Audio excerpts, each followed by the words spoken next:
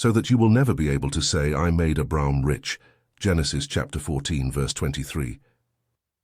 So Abraham, a very rich man who would not have missed the 10% of this windfall, even if he had decided to keep it, was going to give it all back anyway.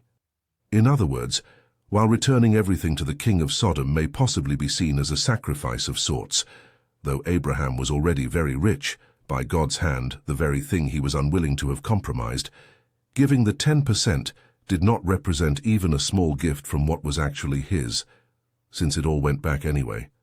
It was a recognition that the victory was God's, not his, but it was hardly the sort of tithing that is recommended by organizations and churches today.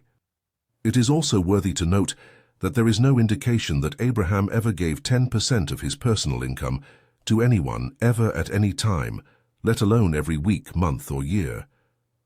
This was a one-shot special situation. Not exactly tithing the way most churches and organizations represent it. If a person got a huge sum of money as a windfall, a one-time donation of 10% would be somewhat similar to what Abraham did, but only if said person for some reason was not planning to keep any of it anyway. When you have finished setting aside 1/10 of all your produce in the 3rd year, the year of the tithe, you shall give it to the Levite, the foreigner, the fatherless and the widow, so that they may eat in your towns and be satisfied.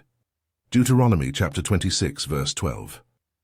This verse in Deuteronomy tells anyone who is wondering about tithing today everything they need to know. First, tithing has to do with produce, hence the mint, dill, and cumin of the Pharisees in Matthew chapter 23, verse 23, not money. Second, it only happens every 3rd year, not every year, let alone every month or week. Third, it is to be given to Levites, foreigners, orphans, and widows, not to some organization or church. Fourth, the purpose is to feed the needy, not to support some organization or church's staff or building projects. Fifth, there is nothing here about some special blessing for tithing in this way. Rather, it was part of the law in the same way that income tax in our country is part of the law.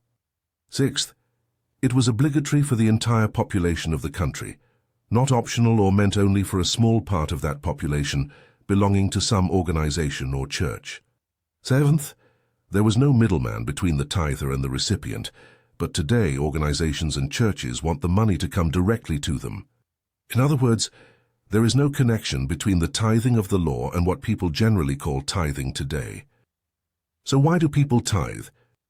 Most people tithe because they are made to feel guilty if they do not, and are told, or it is subtly suggested to them, that they will be blessed if they do.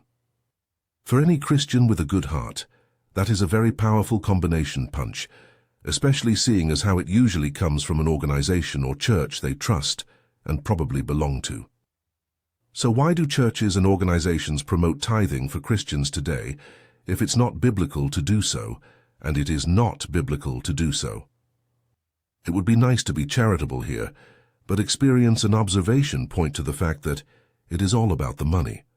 Churches and organizations have found out, or at least suspect, that if their members only gave when they actually had the means to do so, and only if they felt good about doing so, they would give far, far less than would be the case with a system like tithing. For that reason, to be as charitable as possible here, many churches and organizations have rationalized this issue and talked themselves into believing, by twisting Scripture, that it is biblical, whereas anyone with a Bible can easily see that it is not. There is nothing whatsoever in the New Testament even suggesting tithing, and it is not even mentioned therein except in connection with the Jewish state. That is the context of Matthew chapter 23, verse 23, after all. If we are to tithe, why are we not sacrificing lambs, goats, and bullocks and offering incense on some altar every time we sin? That's in the law too, among very many other things that these same organizations and churches would not touch with a 10-foot pole. So we have to conclude that on this issue, money has corrupted principles, as it often does.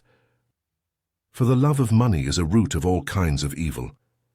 Some people, eager for money, have wandered from the faith and pierced themselves with many griefs.